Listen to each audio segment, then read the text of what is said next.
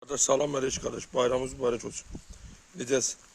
Bunu güya atam nəsə özü düzəldirdi güya Türkiyə sərhəddən həm patpres germetikası nədir? Altdan setka koydu, onu koydu bu yana. Sonra su doldurduk. Boşaldı.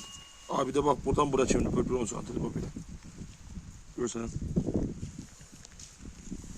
Buradan buraya şimdi böyle 10 santim. Çakalla kesin.